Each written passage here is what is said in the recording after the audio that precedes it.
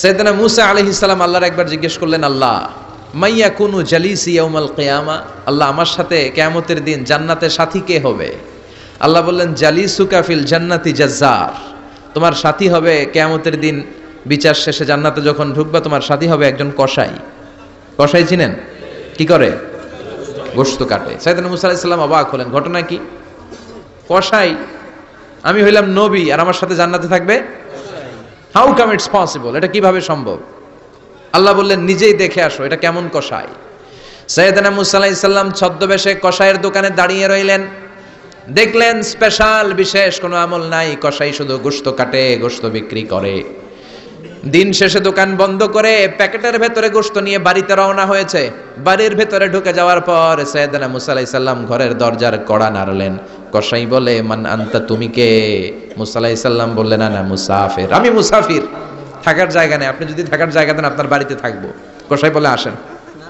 সাইয়েদনা মুসা আলাইহিস সালাম ঢুকলেন। কসাই বলে, এই ঘরে একটু থাকেন, ওই ঘরে আমার একটু কাজ আছে। মুসা আলাইহিস সালাম বললেন, যান, কাজ সেরে আসেন। মুসা আলাইহিস সালাম খেয়াল করলেন ওই ঘরে মাচার উপর থেকে বয়োবৃদ্ধ এক নারীকে তিনি নামিয়ে গোসল করালেন, টাওয়াল দিয়ে গা মুছিয়ে দিলেন, নতুন জামা পরিয়ে দিলেন। এরপর দোকান থেকে আনা সুন্দর গোশতের টুকরাটারে নিজ হাতে কেটে রান্না করলেন। তারপর রুটি বানালেন আর গোশত আর রুটি হাতে নিয়ে ওই মহিলার মুখে তুলে দিচ্ছেন। মহিলা খাচ্ছে, খায় আর বিড়বিড় করে কি যেন দোয়া পড়ে। সুবহানাল্লাহ পড়বেন না? ওই মহিলাকে খাওয়ানোর পরে কসাই সাইয়েদনা মুসা আলাইহিস সালামকে মেহমান হিসেবে খাবার নিয়ে আসলেন। বললেন, ও পথিক, খাবার খান, সকালবেলা আপনিও চলে যাবেন, আমিও যাব আমার দোকানে, খেয়ে আপনি ঘুমিয়ে পড়েন।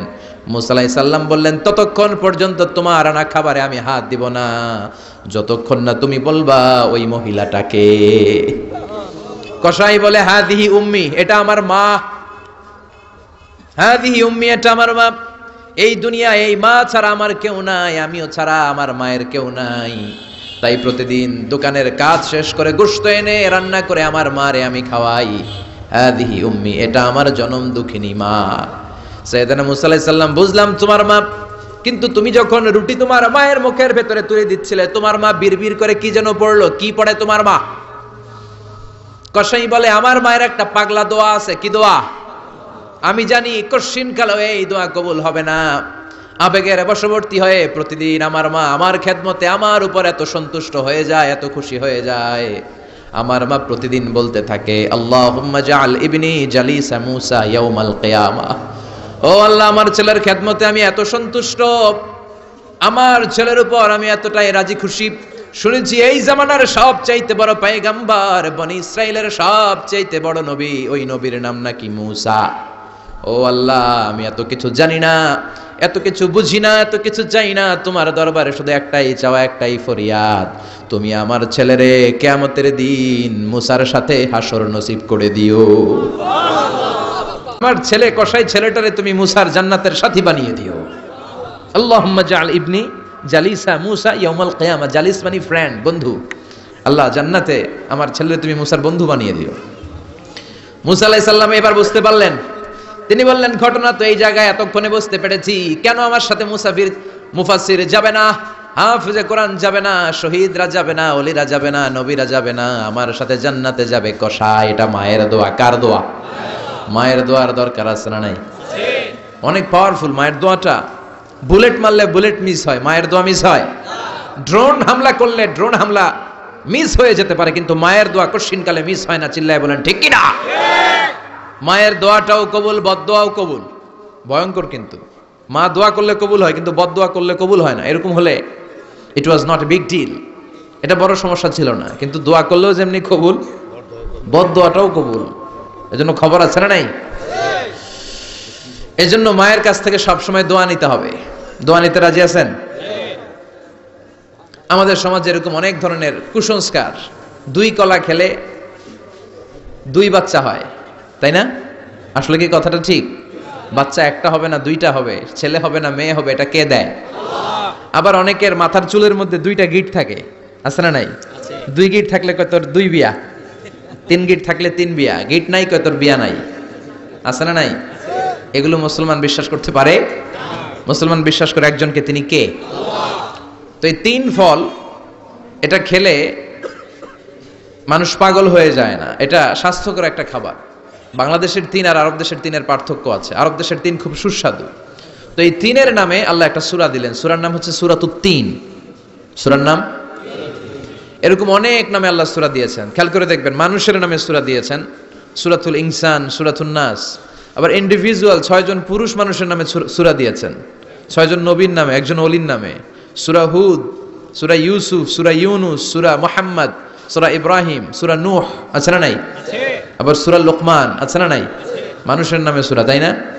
তো 7 জন পুরুষের নামে সূরা আর মাত্র একজন নারীর নামে আল্লাহ সূরা দিলেন। বলেন তো এই সূরাটার নাম কি? মারিয়াম। তো রেশিওটা কম হয়ে গেছে না? পুরুষ 7 জন, নারী একজন। নারীরা যাতে রাগ না করে, নারীদেরকে বুঝ দেওয়ার জন্য আল্লাহ সব নারীদের নামে আলাদা একটা সূরা দিলেন।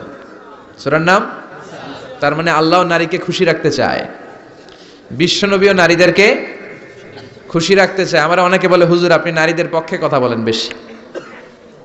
আমি সবার পক্ষেই বলি, যার যেটা অধিকার তাকে সেটা দিতে হবে, ঠিক কিনা? নারীরা সম্মানিতা, তাদেরকে সম্মান দিতে হবে। বিশ্বনবী তাদেরকে সম্মান দিতেন। মা আয়েশাকে বিশ্বনবী সবসময় আগে সালাম দিতেন। সুবহানাল্লাহ পড়েন। খাদিজা রাদিয়াল্লাহু তাআলা আনহাকে আল্লাহ তাআলা আরশের উপর থেকে সালাম পাঠিয়েছেন। এজন্য নারীদেরকে সালাম দিবেন বেশি বেশি। ঘরে সুখ শান্তি নাই, অনেকে বলে ঘরটা নাকি জাহান্নামের টুকরা, কারণ সালাম নাই। সালাম মানে শান্তি। সালাম মানে কি? সালাম সালাম হাজার সালাম সকল শহীদ স্মরণে, আমার হৃদয় রেখে যেতে চাই তাদের স্মৃতির চরণে। পড়েন আমিন। সালাম মানে চিল্লায় বলেন। জান্নাতীরা যখন জান্নাতে ঢুকবে, ফেরেশতারা জান্নাতীদেরকে কি বলবে? সালাম, শান্তি। Enter the paradise with peace and security. শান্তি এবং নিরাপত্তার সাথে জান্নাতে ঢুকে যান। এজন্য ঘরটারে শান্তিময় বানাতে চাইলে সালাম দিতে হবে। কি দিতে হবে? আজ থেকে স্ত্রীকে সালাম দিবেন তো ইনশাআল্লাহ? পড়েন। আমার মাইকের আওয়াজ যদি বোনদের কানে যায়, মাদের কানে যায়, আপনাদেরও বলি, আপনারাও আগে আগে সালাম দিবেন। এই দৃশ্য বাচ্চারা দেখলে বাচ্চারাও সালাম শিখবে, ঠিক কিনা? মা খাদিজার ব্যাপারে আল্লাহ বলেছেন, জিব্রাইল তুমি যে খাদিজারে আমার পক্ষ থেকে সালাম দিয়ে দাও, আর খাদিজারে বলে দাও জান্নাতে খাদিজার জন্য এমন ঘর আমি প্রিপেয়ার করে রেখেছি যেই ঘরের ভিতরে কোনো নয়েজ নাই, কোনো আওয়াজ নাই, কোনো ডিস্টার্ব নাই, আছে শান্তি। সুবহানাল্লাহ। কারণ বিশ্বনবীর জন্য খাদিজা নিজের ঘরটার এরকম নয়েজহীন, কোলাহল মুক্ত, শান্তিময় করে রেখেছিলেন। বিশ্বনবী কোলাহলপূর্ণ দাওয়াতি কাজ শেষ করে যখন ঘরে যেতেন, কলিজাটা ঠান্ডা হয়ে যেত। বিশ্বনবীর জন্য এমন একটা ঘর রেখেছিলেন মা খাদিজা, ওই ঘরে বিশ্বনবী যখন প্রবেশ করতেন, বাইরে যত মারপিট হয়েছে, মারামারি হয়েছে, কাফেরদের যত অত্যাচার সহ্য করেছে, ঘরে ঢোকার সাথে সাথে নবী সব ভুলে যেতে। এত মায়া, শান্তি, প্রশান্তির ঘর খাদিজা বানিয়েছিল। এজন্য আল্লাহ বলেছে, জিব্রাইল খাদিজারে বলো, খাদিজার জন্য এমন জান্নাত আমি রেখেছি যে জান্নাতে কোনো সাউন্ড নাই, আওয়াজ নাই, ডিস্টার্ব নাই, কোলাহল নাই, কোনো নয়েজ নাই। চিল্লায় পড়েন আল্লাহু আকবার। এজন্য মায়েরা খাদিজার জীবনী থেকে শিক্ষা, স্বামীর জন্য ঘরটারে প্রশান্তিপূর্ণ করে রাখবেন। প্রশান্তির একটা জায়গা যেন হয়। কানের কাছে এসে বেশি বেশি ঘ্যান ঘ্যান করেন না। ঘরে ঢুকলেই চাল নাই, ডাল নাই, এটা লাগবে, ওইটা লাগবে, ছেলের ওইটা লাগবে। আস্তে আস্তে অনেক স্বামী হার্ট অ্যাটাক করে স্ত্রীর কারণে, জানেন ঠিক কিনা? ওই কয় ঠিক, সবাই ভুক্তভোগী, কমন পড়ে গেছে। দুই পক্ষেরই বললাম, স্বামীরাও সালাম দিবেন, স্ত্রীরাও দিবেন। সালাম মানে শান্তি। তো ঘরটারে শান্তি দিয়ে ভরে দিবে কে? আর একে অপরের প্রতি শ্রদ্ধাবোধ রাখবেন। তো নারীদেরকে খুশি করার জন্য আল্লাহ সূরা দিলেন, সূরাতুন নিসা। প্রাণীদের নামে অনেক সূরা আছে, সূরাতুল বাকারা আছে না নাই? বাকারা মানে কি? গাভী। গাভীর দুধ খাবেন। বিষ্ণু বলেছেন, গরুর গোশত খেয়েও কম, দুধ খেয়েও বেশি। আলাইকুম বিআলবানিল বাকার, তোমাদের উচিত গরুর দুধ খাওয়া। ফাইন্নাহা তুরাম্মু মিনাল আশজার, কেননা গরুর দুধ এটা হচ্ছে সবুজ ঘাস আর পাতার নির্যাস। ফি লাবানিহা শিফা, গরুর দুধে আছে শিফা। ও ফি লুহুমিহা দা, গরুর গোশতে আছে রোগ। গোশতে আছে কি? গরুর গোশত খাইলে রোগ বাড়ে না? অনেক ডাক্তার আছে, এরা সিরিয়াল নেয় না, যারা গরুর গোশত খায় বেশি। বলে লাল মাংস যারা খাবে এরা যেন আমার সিরিয়াল না দেয়। আছে না নাই? বিশ্বনবীর খাবারের তালিকায় দুধ ছিল। বিশ্বনবী বলতেন বেশি বেশি দুধ খেও। এবং বিশ্বনবী বলেছেন মায়েরা যেন তাদের বাচ্চাদেরকে দুধ খাওয়ায়। মায়ের বুকে প্রথম যে দুধটা আসে এটাকে বলে শাল দুধ। এটা বাচ্চার জীবনের প্রথম প্রাকৃতিক টিকা। সুবহানাল্লাহ পড়েন। আমরা কত টাকা দিয়ে দামি দামি টিকা দেই, কিন্তু প্রথম টিকাটা আল্লাহ ফ্রি দিয়েছেন। সুবহানাল্লাহ পড়েন। বাকারার নামে সূরা দিলেন। আনকাবুত, মাকড়সার নামে সূরা দিলেন। নাহাল মৌমাছির নামে সূরা, নামাল পিঁপড়ার নামে সূরা। সুবহানাল্লাহ পড়েন।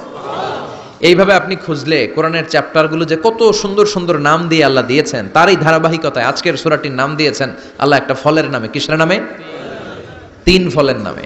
সূরার নাম কি? সাইয়েদনা বারা ইবনে আযিব রাদিয়াল্লাহু তাআলা আনহু বর্ণনা করেন, বুখারীর বর্ণনা। তিনি বলেন, সামি'তু রাসূলুল্লাহ ইয়াকরাউ সূরাতাত তিন ফি সালাতিল ইশা। আমি বারা ইবনে আযিব রাদিয়াল্লাহু তাআলা আনহু এশার নামাজে বিশ্বনবীকে সূরাতুত তিন তেলাওয়াত করতে শুনেছি। কোন নামাজে? কোন সূরা পড়তেন? কোন নামাজে? কোন সূরা? মনে থাকবে? পড়বেন তো? তিনি বলেছেন, এশার নামাজে আমি বিশ্বনবীকে সূরাতুত তিন তেলাওয়াত করতে শুনেছি। ফামা সামি'তু আহসানা সাউতিন মিন সাউতি রাসূলিল্লাহ। আল্লাহ রাসূলের কণ্ঠের চাইতে এত মধুর কণ্ঠ আমার জীবনে শুনি নাই। বিশ্বনবী যখন তেলাওয়াত করতেন সাহাবাদের কলিজা ঠান্ডা হয়ে যেত। সাহাবারা মাঝে মাঝে খাবার না পেলে, ঘরে খাদ্য না থাকলে বিশ্বনবীর কাছে চলে আসতেন। এসে বিশ্বনবীর চেহারার দিকে তাকায় থাকতেন, ওনার কণ্ঠে তেলাওয়াত শুনতেন। বিশ্বনবীর তেলাওয়াত শুনলে চেহারার দিকে তাকায় থাকলে ক্ষুধার কথা তারা ভুলে যেতেন। কি কণ্ঠ ছিল বিশ্বনবীর! অনেকে বলে সাইয়েদনা দাউদ আলাইহিস সালামের কণ্ঠ ছিল অনেক চমৎকার, এটা ঠিক, কিন্তু বিশ্বনবীর চাইতে বেশি সুন্দর না। আকাবা উপসাগরের তীরে বসে সাইয়েদনা দাউদ যখন তেলাওয়াত করতেন, সাগরের মাছগুলো সাগর ছেড়ে ডাঙায় চলে আসতো, বনের পশু বন ছেড়ে বাইরে আসতো, আকাশের পাখি আকাশ ছেড়ে দিয়ে নিচে নেমে আসতো। কিন্তু বিশ্বনবীর কণ্ঠটা এর চেয়েও বেশি সুন্দর ছিল। সুবহানাল্লাহ পড়েন। বিশ্বনবী সারাদিন যে কোরআনের আয়াতগুলো নাজিল হয়েছে, প্রত্যেক রাত্রে এশার নামাজের পর ঘরের মধ্যে বসে বসে আয়াতগুলো তেলাওয়াত করতেন। আর মক্কার আবু জাহেল, উতবা, সাইবা, ওয়ালিদ ইবনে মুগীরা সবাই লুকিয়ে লুকিয়ে তেলাওয়াত শোনার জন্য বাড়ির চিপায় চলে আসতো। আবু জাহেল, উতবা, সাইবা এটা কি বিশ্বনবীর পক্ষের লোক না বিপক্ষের? বিপক্ষের লোক হয়েও নবীর কণ্ঠের তেলাওয়াত শোনার জন্য পাগল। তাইলে কণ্ঠটা কি নরমাল কণ্ঠ ছিল? যেন তেন কণ্ঠ ছিল? আবু জাহেল ছিল মক্কা শহরের প্রেসিডেন্ট। সে ঘোষণা দিয়ে দিত, কেউ মুহাম্মাদের কণ্ঠের তেলাওয়াত শুনবা না, শুনতে যেতে পারবা না। সবাইকে নিষেধ করে রাত্রিবেলা চোরের মতো নিজেই যাইতো। সুবহানাল্লাহ পড়েন। হজের মৌসুমে আবু জাহেল ঘোষণা দিয়ে দিল, খবরদার, মক্কায় ঢুকার যতগুলো গেট আছে সবগুলো গেটে তোরা দাঁড়ায় থাকবি, হাজীদেরকে বলবি মক্কায় নতুন একটা পাগল এসেছে, তার কথা যারা শুনে তারাও পাগল হয়ে যায়। নাউজুবিল্লাহ পড়েন। তার কর্মী বাহিনী হজের মৌসুমে বিভিন্ন গেটে পাঠাই দিল, মক্কায় ঢুকার হাজীদের যত গেট, বিভিন্ন দেশ থেকে হাজীরা আসবে, কর্মীদেরকে বলে দিল তোরা বলবি এই এলাকায় নতুন এক পাগলের আমদানি হয়েছে, নাম মুহাম্মদ। পড়েন নাউজুবিল্লাহ। যারাই এই মুহাম্মাদের কণ্ঠের তেলাওয়াত শুনে তারাও পাগল হয়ে যায়। আদেশ অনুযায়ী কর্মীরা মক্কার গেটে দাঁড়িয়ে দাঁড়িয়ে হাজীদেরকে বলল, হাজী সাহেব হজে যান, জমজম খান, খেজুর খান, হজ করেন, সমস্যা নাই, কিন্তু নতুন এক পাগল আসছে, এই পাগলের নাম মুহাম্মদ। এই পাগলের কাছে যারা যায় হেরাও পাগল হয়ে যায়। হাজী সাহেবরা কোনোদিন এই মুহাম্মদ নামটা শুনে নাই, এই প্রথম শুনলো। শুই নাই, মনে মনে কয় যেদিকে যাব আর নাই যাব, আগে মুহাম্মদের কাছে যাব। সবার আগে কার কাছে যাব? কারণ মানুষের একটা অভ্যাস হচ্ছে আল ইনসানু হারিসুন আলা মা মুনিয়া, মানুষের যেটা করতে নিষেধ করা হয় বেশি ওইটা মানুষ করে বেশি।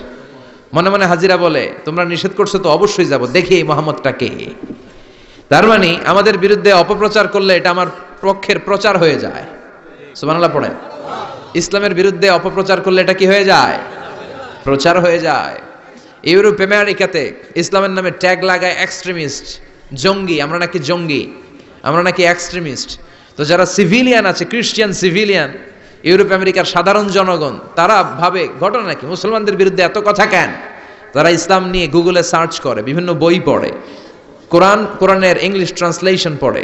আগে তারা ইসলাম সম্পর্কে জানতো না, কিন্তু সবাই যখন বলা শুরু করছে জঙ্গি জঙ্গি জঙ্গি, ইসলাম মানে জঙ্গি, তখন তারা ইসলাম সম্পর্কে পড়তে শুরু করে দিয়েছে। পড়তে পড়তে ইসলামের সুন্দর বাণীগুলো পড়ে ওদের হৃদয় ঠান্ডা হয়ে যায়। যাদের নসিব ভালো, অনেকে কালিমা পড়ে মুসলমান হয়ে যায়। ইউরোপ আমেরিকাতে মুসলমানের সংখ্যা দিন দিন বাড়ছে। মাঝে মাঝে পত্রপত্রিকায় দেখবেন যে কনভার্টেড মুসলমান, ও মুসলমান, ও মুসলমান। ধারণা করা হচ্ছে 2070 সালের মধ্যে ইউরোপ আর আমেরিকায় মুসলমান হয়ে যাবে সংখ্যাগরিষ্ঠ। খ্রিস্টানদের ছাড়িয়ে মুসলমানদের সংখ্যা ইউরোপ আমেরিকায় বেড়ে যাবে। সুবহানাল্লাহ পড়েন। সেই দিন বেশি দূরে নয় যেদিন কালেমার পতাকা হোয়াইট হাউসের উপরে শোভা পাবে। ঘোষণাটা কার? চিল্লায় বলেন, ওয়াদাটা কার? আবু জাহেল ঘোষণা দিয়েছে, কেউ যেতে পারবে না। কিন্তু লুকিয়ে লুকিয়ে নিজেই যায়। একটা নির্ধারিত সময়ে বিশ্বনবী তেলাওয়াত করতেন, আর ওই তেলাওয়াতের সময় আবু জাহেল, উতবা, শাইবা, ওয়ালিদ ইবনে মুগীরা সবাই লুকিয়ে লুকিয়ে বিশ্বনবীর ঘরের চারদিকে কান পেতে মধুর কণ্ঠের তেলাওয়াত শুনতো, ফ্রি ফ্রি আরামসে শুনতো এই তেলাওয়াত। বিশ্বনবীর তেলাওয়াত যখন শেষ হয়ে যেত, এরা ভাগলপুর দিত দৌড়, ফিরে যাওয়ার রাস্তা থাকতো একটা, কয়টা? দেখা হয়ে যেত। একজন আরেকজনকে দোষারোপ করতো। আবু জাহেল বলতো, কিরে তোরা আসলি কেন? ওরা বলে, তুই আইলি কেন? দিনের বেলা ভাষণ দেস মোহাম্মদের বিরুদ্ধে, রাত্রেবেলা চোরের মতো তুই আসিস কেন? একে অপরকে দোষারোপ করে। আবু জাহেল বলে, ঠিক আছে, কাল থেকে আমিও আসবো না, তোরাও আসবি না, চল আমরা শপথ নেই যে কেউ আসবো না, দস্তখত দে, সিগনেচার দে, যেই আসবে তার মাথার চুল কামিয়ে আলকাতরা মেখে মক্কার বাজারে ঘুরিয়ে ঘুরিয়ে অপমান করা হবে। সবাই রাজি। আবু জাহেল বলে, দে, রাজি হইলে সিগনেচার দে। সবাইকে আবু জাহেল, তুই না তা তুই আগে দে। আবু জাহেল 1 নাম্বার, নাম্বার 2 উতবা, নাম্বার 3 শাইবা, সবাই সিগনেচার। কালকে কেউ যাবে না, কেউ যাবে না। দিন গড়িয়ে রাত আসে, বিশ্বনবীর যখন তেলাওয়াত করার টাইম, ওই টাইমে আবু জাহেলের তেলাওয়াত শোনার প্যারা উঠছে। যারা সিরিয়াল দেখে, সিরিয়াল দেখার প্যারা আছে না একটা? 9টায় সিরিয়াল শুরু হবে, 8:30 থেকে প্যারা ওঠে। কথা কন, আমার সিরিয়াল শেষ হয়ে গেল, সব কাজ বাদ দে, তাড়াতাড়ি টিভির সামনে বস, আছে না নাই? আবু জাহেলেরও প্যারা উঠছে, তেলাওয়াত শোনার প্যারা।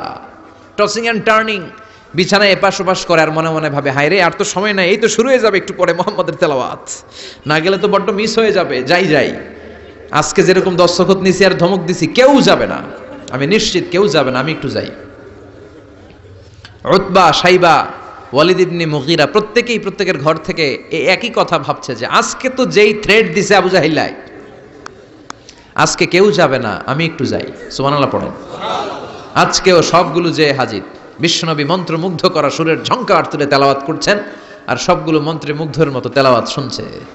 বিশ্বনবীর তেলাওয়াত শেষ, সব দিছে দৌড়। ফিরে যাওয়ার রাস্তা কয়টা? আজকেও দেখা।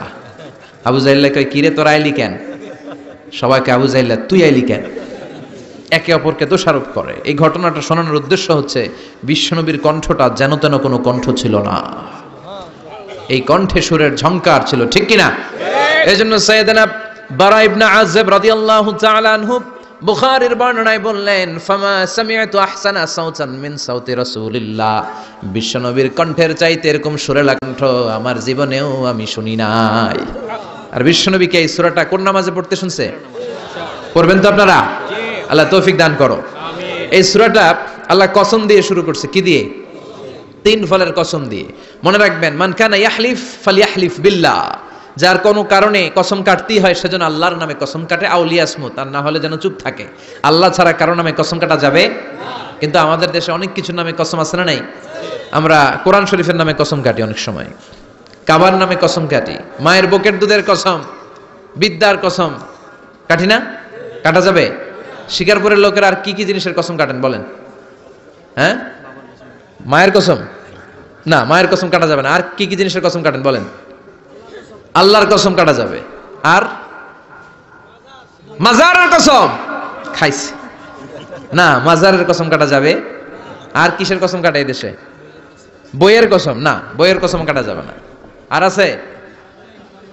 হ্যাঁ, আল্লাহ ছাড়া কারো নামে কসম কাটা যাবে, কিন্তু আল্লাহ চাইলে সবকিছুর নামে কসম কাটতে পারেন। চিল্লায় এখন সুবহানাল্লাহ।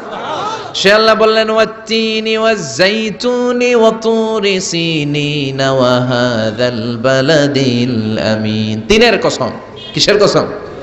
3 ফুলের কসম। এজন্য আল্লাহ বলেছেন ওয়াত্তিন। চিল্লায় বলেন, কি পড়েছেন? সম্মানিত ভাইয়েরা, খেয়াল রাখবেন, কসম যখনই আল্লাহ কেটেছেন তখনই আল্লাহ ওয়াও ব্যবহার করেছেন। এটাকে বলে, এই যে এটা কিন্তু তাফসিরের আসল কথা, মনে রাখেন, ওয়াও আল কাসামিয়া, এটার বলে কসম কাটার ওয়াও। যত জায়গায় আল্লাহ কসম কেটেছেন তত জায়গায় আল্লাহ কি ব্যবহার করেছেন? চিল্লায় বলেন। আমরা অবাক হয়ে গেলে আমরা পড়ি ওয়াও, এই ওয়াও না, আমরা ওয়াও বলি না? অবাক করা জিনিস দেখলে কি বলে ছেলেবেলে? ওয়াও, এই ওয়াও নয়। তো যত জায়গায় কসম তত জায়গায় ওয়াও। সবাই বলেন, যত জায়গায় কসম তত জায়গায়। যেমন আল্লাহ কোরআনে যুগের শপথ করেছেন, সময়ের কসম করেছেন। আল্লাহ বলেছেন ওয়াল আসর। কি বলেছেন? ওয়াও আছে না নাই? আল্লাহ পাহাড়ের কসম করেছেন, আল্লাহ বলেছেন ওয়াত্তুর। আল্লাহ ফজরের কসম করেছেন, আল্লাহ বলেছেন ওয়াল ফাজার। জিলহজের প্রথম 10 রাতের কসম করেছেন, তিনি বলেছেন ওয়ালায়ালিন আশার। জোর আর বেজোরের কসম করেছেন, তিনি কি বলেছেন? ওয়াশফাঈ ওয়াল ওয়াতর। তারই ধারাবাহিকতা এখানে তিনি 3 ফলের কসম কেটেছেন, আর তিনি বলেছেন ওয়াত্তিন। চিল্লায় বলেন তিনি কি বলেছেন? মানে 3-এর কসম। কিসের কসম? 3 ফল। ডুমুর ফলের কসম কেটেছেন, কারণ এই ফলের অনেক উপকারিতা আছে।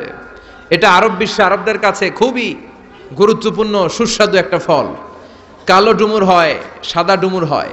এই ডুমুর ফল খেলে ডায়াবেটিক্স রোগীদের অনেক উপকার হয়। ডায়াবেটিক্স আমাদের জাতীয় রোগ না? ডায়াবেটিক্স আছে কার কার? অনেকের আছে না? এই ডায়াবেটিক্স আল্লাহ ভালো করে দিবে। কি খাবেন?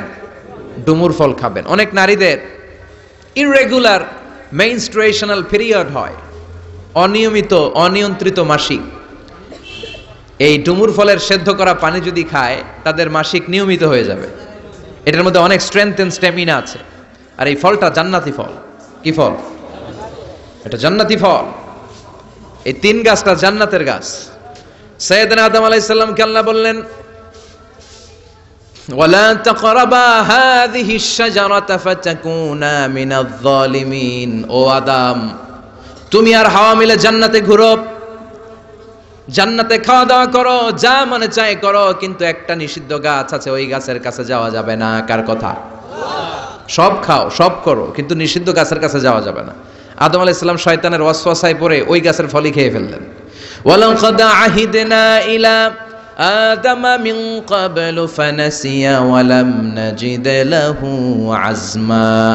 আমি আদমকে স্পেশাল একটা অর্ডার করেছি, ওই অর্ডার আদম রক্ষা করতে পারে নাই। পারবে কেন? আদম তো ভুলে গেছে। আদম আলাইহিস সালাম কি করছে? ভুলে গেছে। ভুল করে তিনি খেয়ে ফেললেন। শয়তানের ওয়াসওয়াসায় পড়ে শুধু আদমই খান নাই, হাওয়াও খেলেন আলাইহিমাস সালাম। খাওয়ার সাথে সাথে ওনাদের জান্নাতের পোশাকগুলো খুলতে আরম্ভ করলো, নেকেড হতে শুরু করলেন। আদম আর হাওয়া দুইজনে কি হতে শুরু করলেন? উলঙ্গ হতে শুরু করলেন। গায়ের মধ্যে আর জামা নাই। সম্মানিত ভাইয়েরা, এখানে শিক্ষণীয় যে বিষয়টা সেটা হচ্ছে শয়তানের কাজ, শয়তানের মিশন জান্নাতেও যেটা ছিল দুনিয়াতেও এটা। শয়তানের মিশন হচ্ছে আদম জাত, বনি আদমের দেহ থেকে কেমন করে কাপড় খোলা যায়, নারীদেরকে কেমন করে উলঙ্গ করা যায়। জান্নাতে যেমনি আদম আর হাওয়া আলাইহিস সালামের কাপড় শয়তান খুলেছে, দুনিয়াতেও শয়তান আমাদেরকে অশ্লীল বানাতে চায়। চিল্লায় বলেন ঠিক কিনা? এজন্য আমার মায়েরা, আমার বোনেরা, যাদের কানে আমার মাইকের আওয়াজ যায়, খবরদার, শয়তানের এই ওয়াসওয়াসায় ফাঁদে পা দেয়া যাবে না। শয়তান চেয়েছে জান্নাতে কেমন করে মা হাওয়ার কাপড় খুলে ফেলা যায়, দুনিয়াতেও শয়তান চায় কেমন করে আপনাদেরকে নেকেড বানানো যায়। ঠিক কিনা? বাংলাদেশে নারীদের কাপড় এখন দেহের মধ্যে বাড়ছে নাকি কমছে? আছি আমরা এখন জামানায়, লাজ শরম গেছে হারায়। ঠিক কিনা? পাতলা শাড়ির বাহার, পাখি ড্রেস, লেহেঙ্গা পোশাক দেখে নারীর লাজে মরে যাই। হায় হায়, আছি আমরা এখন জামানায়, লাজ শরম গেছে হারায়। ঠিক কিনা? পোশাক আশাক নারীদের খাটো হতে শুরু করেছে, এটা শয়তানের মিশন। এজন্য মায়েরা বোনেরা খবরদার, পোশাককে ছোট করবেন না, খাটো করবেন না। হেজাব পরবেন। এই হেজাবকে ফরজ করেছে কে? এই হেজাব আপনার অধিকার, আপনার অধিকার আপনি বুঝে নেন। হেজাব আপনার অহংকার, এই হেজাব হচ্ছে আপনার আভিজাত্যের প্রতীক। চিল্লায় বলেন ঠিক কিনা? নারী অধিকারের যারা কথা বলে, নারী আন্দোলনের কথা যারা বলে, তাদের কথায় কান দিবেন না। এরা বক্তব্যের মঞ্চে উঠে নারীর অধিকারের কথা বলে, কিন্তু তাদের ঘরেই নারীরা বেশি নির্যাতিতা, তাদের ঘরের কাজের মেয়েগুলাই বেশি নির্যাতিতা। চিল্লায় এখন ঠিক কিনা? তারাই লোহা গরম করে কাজের মেয়েগুলোর পিঠে ছ্যাঁক দেয়, তারাই সুযোগ পেলে ধর্ষণে সেঞ্চুরি করতে দ্বিধাবোধ করে না। চিল্লায় এখন ঠিক কিনা? শয়তানের মিশন জান্নাতে ছিল যেটা, দুনিয়াতেও এটা। পোশাক কি করে আলাদা করা যায়? এই জন্য হেজাব যেন আমরা ভুলে না যাই। হেজাব আপনার আভিজাত্যের প্রতীক, আপনার সৌন্দর্য, আপনার সম্ভ্রম, আপনার স্ট্যাটাস তো আপনার হেজাবের মধ্যে শোভা পায়। ঠিক কিনা? কিন্তু দিনকে দিন পোশাক ছোট হতে শুরু করেছে। নতুন নতুন অনেক পোশাক বেরোয় নারীদের। কি পোশাক আছে বলেন যদি একটা? হ্যাঁ, পাখি। আর কি আছে? লেহেঙ্গা আর কিরণমালা। আর এগুলো পড়বেন না, হেজাব পড়বেন। হেজাবে একটা নারীকে যত সুন্দর, রূপবতী, গুণবতী, সুস্নিগ্ধা লাগে, অন্য কোনো পোশাকে লাগে? আল্লাহ আমাদেরকে বোঝার তৌফিক দান করো। সাইয়েদনা আদম আলাইহিস সালাম, হাওয়া আলাইহিস সালাম জান্নাতের ভেতরে যখন উলঙ্গ হয়ে গেল, লজ্জাস্থান ঢাকার জন্য জান্নাতের বিভিন্ন গাছের দিকে দৌড়ায়, দৌড়িয়ে দৌড়িয়ে যেই গাছের পাতা দিয়ে তারা সেদিন লজ্জাস্থান ঢেকেছিল, ওই গাছের নাম ছিল তিন গাছ। কি গাছ? ওই তিনের কসম কোরআনে কেটেছে কে? সেজন্য আল্লাহ বললেন ওয়াত্তিনি ওয়াজ্জাইতুনি ওয়া তুরি সিনিনা ওয়া হাযাল বালাদিল আমিন। সুবহানাল্লাহ পড়েন। তিনের কসম, জাইতুনের কসম। জাইতুন মানে জলপাই, আওয়াজ করে বলতে হবে। জাইতুন অর্থ খাইছেন? জলপাইয়ের আচার খাই না আমরা? জাইতুন মানে জলপাই, ইংরেজিতে বলে অলিভ। তবে আমাদের জলপাই আর আরব দেশের জলপাই একটু গুণগত পার্থক্য আছে। আরব দেশের জলপাই একটু ছোট হয়, আমাদেরগুলো সাইজে বড় হয়। আরব দেশের জলপাই একসাথে অনেকগুলো খাওয়া যায়, আর আমাদের দেশের জলপাই আবার 2-3টার বেশি খাওয়া যায় না, অনেক টক না। এই 7টা জলপাই আর একটা 3, এই মিক্স রেশিওতে যদি আপনি রেগুলার খান, আপনার বার্ধক্য রোধ হবে, আপনার স্বাস্থ্য ভালো থাকবে। আলহামদুলিল্লাহ পড়েন। এই জাইতুন গাছগুলো আরব দেশে হিল ট্র্যাক্টস, পাহাড়ি এরিয়াতে হয়, 100 বছর বেঁচে থাকে। বিশ্বনবী বলেছেন কুলু জাইতা ওয়াদাহিনু ফা ইন্নাহা মিন শাজারাতিন মুবারাকা।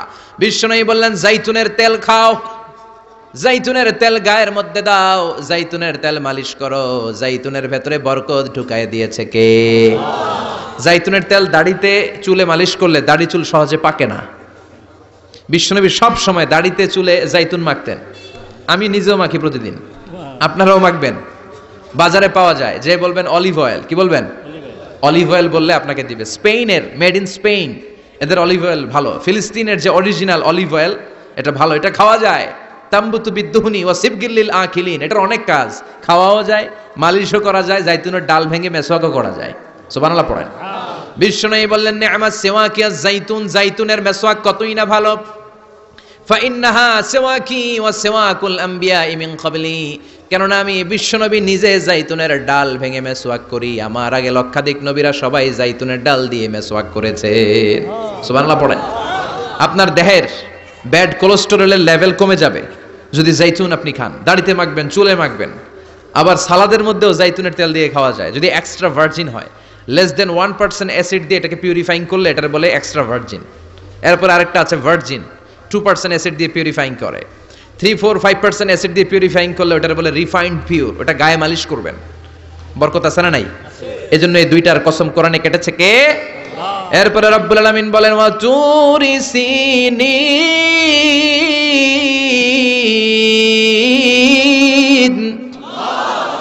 আমি তিন আর জাইতুনের কসম যেমনি কোরআনের মধ্যে করলাম, সাথে সাথে তুর পাহাড়ের কসম কাটলাম। সুবহানাল্লাহ পড়েন।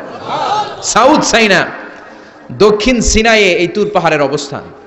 মিশরে 2টা জেলা আছে, উত্তর সিনাই, দক্ষিণ সিনাই। এই দক্ষিণ সিনাইতে 2285 মিটার উঁচু এই পাহাড়। সাইয়েদনা মুসা আলাইহিস সালাম এই পাহাড়ে উঠে কথা বলতেন কার সাথে? তাওরাতের মতো কিতাবকে আল্লাহ তাআলা কাঠের তক্তার মধ্যে লিখে এই পাহাড়ের উপর নাজিল করেছে। কাঠের তক্তা চিনেন? কাঠ দিয়ে মোটা মোটা তক্তা বানায় না?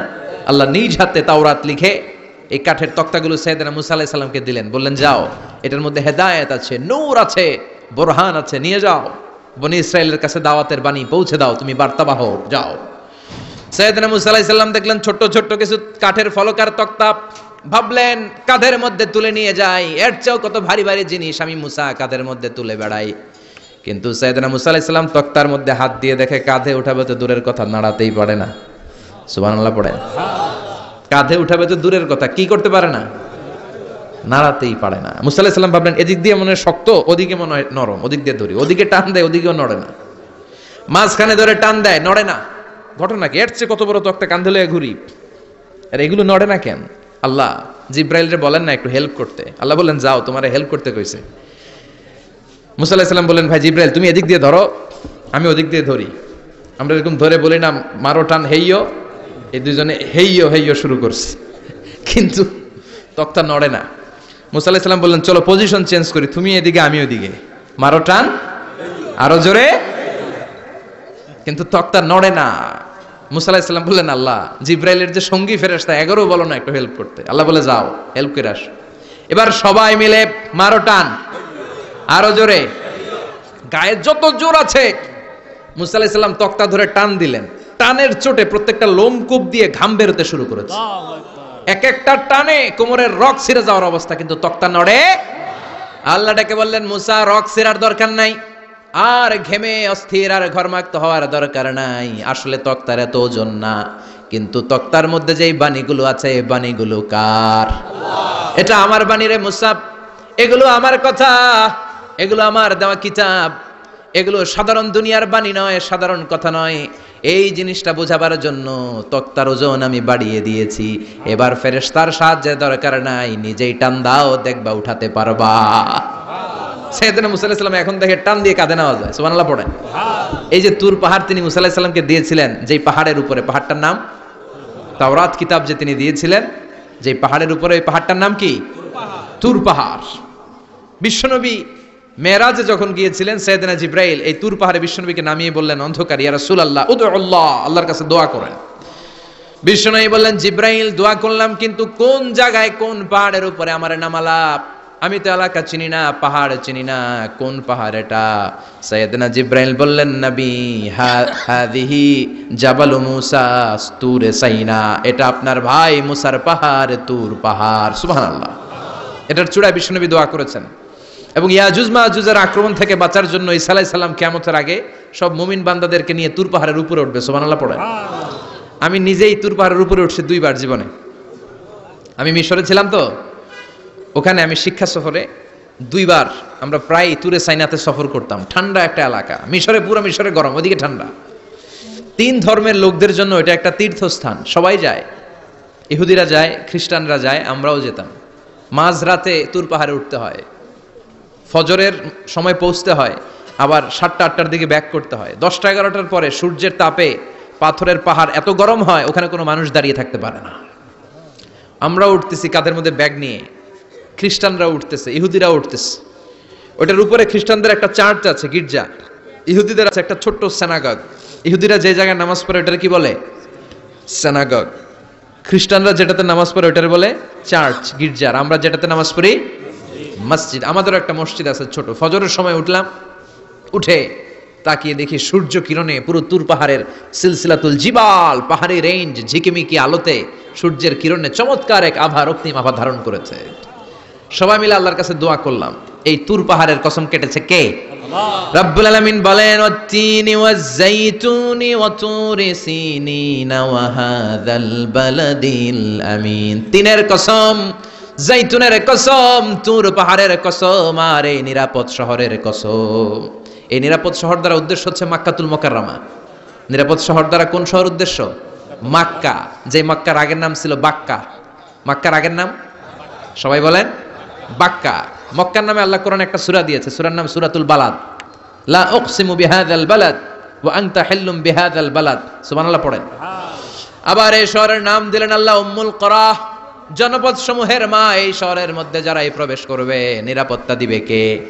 আবার এই শহরের মাঝখানে আল্লাহ এমন একটা ঘর তৈরি করেছে, গোটা বিশ্বের সব মুসলমান ওই ঘরের দিকে মাথা নুইয়ে সেজদায় লুটিয়ে পড়ে। সুবহানাল্লাহ পড়েন। ইন্না আউওয়ালা বাইতি উদিআ লিন-নাস লাল্লাযী বিবাক্কাতা মুবারাক। এই কাবা ঘরকে কেন্দ্র করে প্রতিদিন 120টা রহমত নাজিল হয়। চিল্লায় বলেন তো কয়টা? 60 আলিত তাইফিন, 60টা রহমত যারা তাওয়াফ করে তাদের জন্য। 40 আলিল মুসাল্লিন, 40টা রহমত যারা নামাজ পড়ে তাদের জন্য। 60 আর 40 কত? বাকি আছে কয়টা? ওয়ালা 20 আলিন নাযিরিনা ইলাল কাবা, বাকি 20টা রহমত যারা তাওয়াফও করে না, নামাজও পড়ে না, শুধু কাবার দিকে তাকিয়ে থাকে। সুবহানাল্লাহ পড়েন।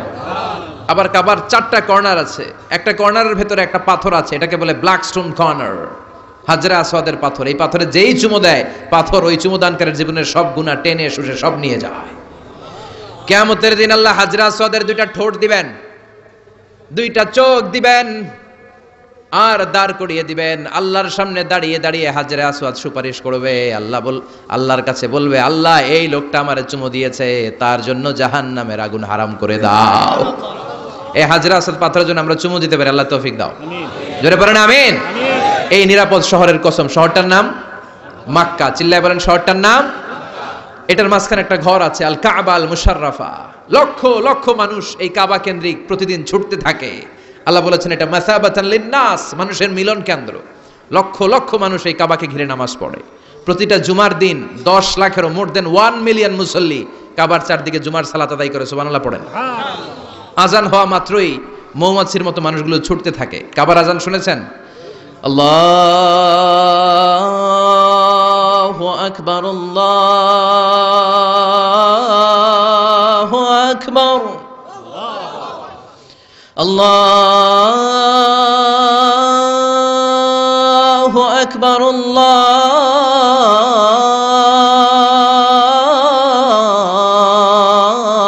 আল্লাহু আকবার। কি সুরেলা আজান, কাবার আজান। আজান হতে দেরি, আজান হতে দেরি। যদি 20-30 তলা হোটেলের কোনো ছাদ থেকে আপনি খেয়াল করেন, দেখবেন মৌমাছির মতো ডানে বায়ে সামনে পেছনে চারিদিক থেকে সারে আল হিজরা দিয়ে, সারে আজিয়াত রোড দিয়ে, গাজ্জা দিয়ে, জারোয়াল দিয়ে, মেসফালা দিয়ে, ইব্রাহিম খালিলি দিয়ে মানুষগুলো কাবার দিকে ঢুকতে শুরু করেছে, ঠিক কিনা? আবার বিশ্বনবী বলতেন, মক্কা তো হাব্বুল বিলাদ ইলাইয়া, এই মক্কা শহর আমার কাছে সব চাইতে প্রিয় শহর। লাউলা উখরিজিতু লামা খারাজতু, মক্কার কুরাইশরা কাফেররা যদি এই শহর থেকে জোর করে আমারে বের করে না দিত, আমি কোনোদিন মক্কা ছেড়ে দূরে যেতাম না। সুবহানাল্লাহ পড়ে। বিশ্বনবীর জন্মস্থান এই শহর, যেখানে বিশ্বনবী জন্মেছেন ওইখানে আছে মাকতাবা, লাইব্রেরি। কি আছে? হজ ওমরা যারা করেছেন তারা দেখবেন ওখানে গেলেই ফ্রিতে বই দেয়। কি দেয়? বিশ্বনবীর জন্মস্থানে গেলে যেই ভাষার হন, বাঙালি গেলে বাংলায়, ইংরেজ গেলে ইংরেজিতে, পাকিস্তানিরা গেলে হিন্দিতে, সবাইকে ফ্রিতে বই দেয়া হয়। তার মানে বিশ্বনবীর জন্মস্থানে গেলেই বই পাওয়া যায়, ঠিক কিনা? বিশ্বনবীর জন্মস্থানের ঠিক পাশেই আবু জাহেলের জন্মস্থান। ওইখানে কি আছে জানেন? হ্যাঁ, হাম্মাম, হাম্মাম আবি জাহাল। বাঙালি হাজিদের বুক ভরা ঘৃণা তার জন্য। বাঙালি হাজিরা বলে, আবু জাহিল্লার টয়লেট কই, যাইয়া সব ভরাই দিয়ে আসুন। জেদ্দাতে নেমেই খুঁজতে আরম্ভ করে, আবু জাহিল্লার টয়লেট কই। সবাই বলে, এই না জেদ্দায় আসলেন, মক্কা তো 80 কিলো দূরে, আপনি যাবেন, ওমরা করবেন, বিশ্রাম নেবেন হোটেলে, এরপরে জিয়ারা যখন করায় তখন ওখানে নেয়। কিন্তু নাইম্মাই কই, আবু জাহিল্লার টয়লেট কই। কি ক্ষোভ তার প্রতি, না? কি ক্ষোভ আর ঘৃণা। আর বিশ্বনবীর জন্য অন্তর ভরা ভালোবাসা আছে না নাই? এজন্য ইসলাম হচ্ছে শান্তির ধর্ম। জঙ্গিপনা যারা করে, সন্ত্রাসবাদের কথা যারা সমাজে উস্কে দেয়, তাদের জন্য ইসলামে কোনো শান্তি নাই। আবু জাহেল ছিল সন্ত্রাসদের লিডার, ঠিক কি না? Leader of the all terrorist, কুখ্যাত ইন্টারন্যাশনাল সন্ত্রাসী আবু জাহেল। আর বিশ্বনবী ছিলেন মুজাহিদ। বিশ্বনবী কি ছিলেন? মুসা আলাইহিস সালাম ছিলেন মুজাহিদ। ফেরাউন ছিল কুখ্যাত সন্ত্রাসী আর জঙ্গি, ঠিক কিনা? সাইয়েদনা ইব্রাহিম ছিলেন মুজাহিদ আর নমরুদ ছিল জঙ্গি, ঠিক কিনা?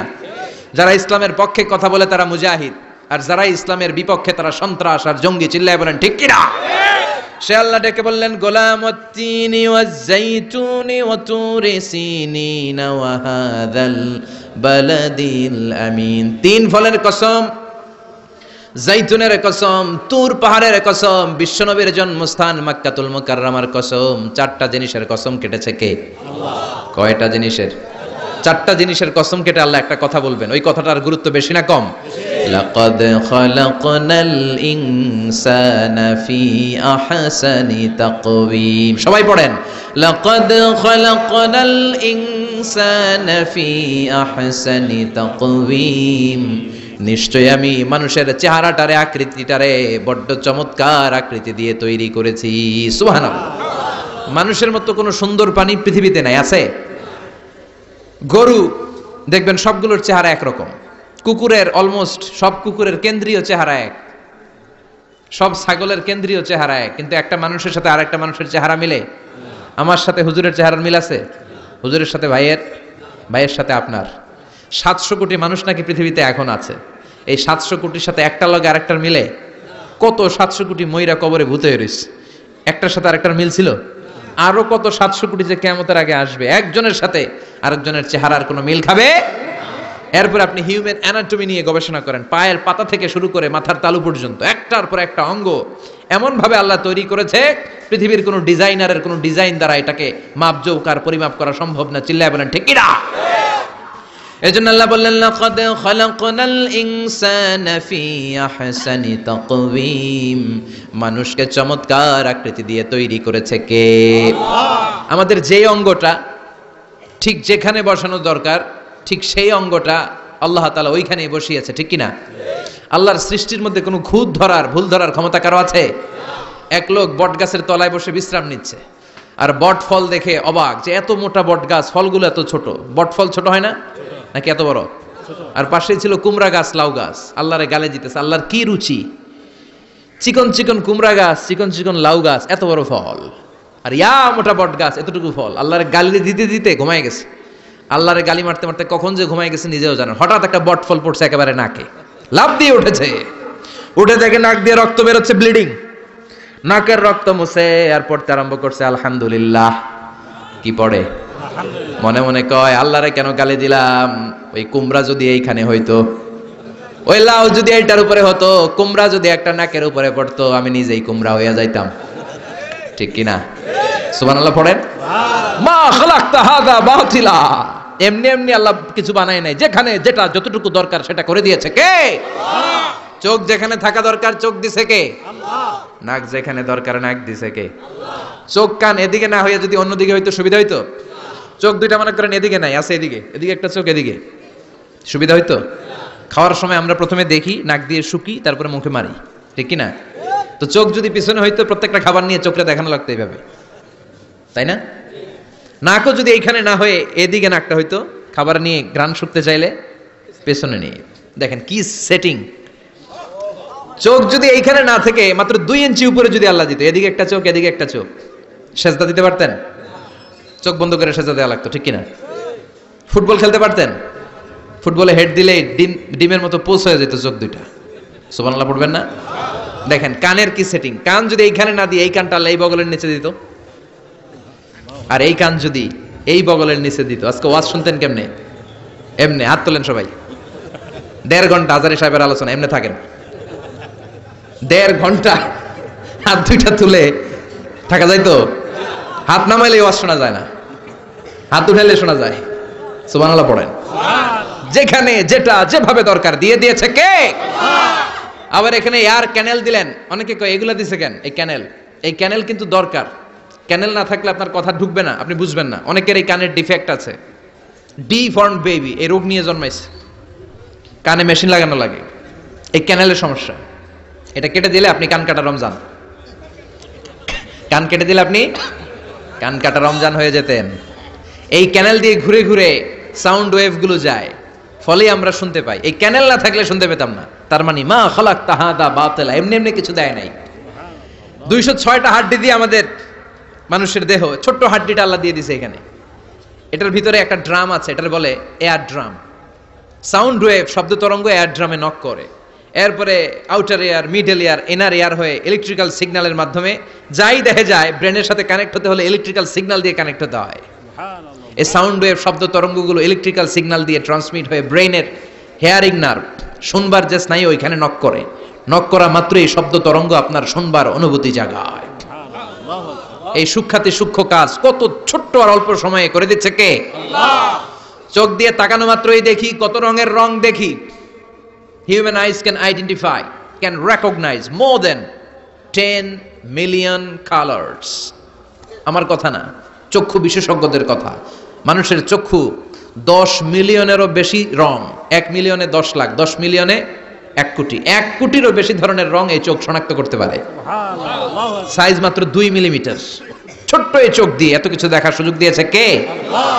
এই দুটি চোখ দিয়েছি বলে দেখো যে কত অপরূপ নয়নাভিরাম, খেতে খামারের জোড়ায় জ্বালা বিধুরধু, তোমার দেয়া চোখের শুকুর জানাবো তার ভাষা কই, যতই দেখি ততই যেন পলক ছাড়া চেরই।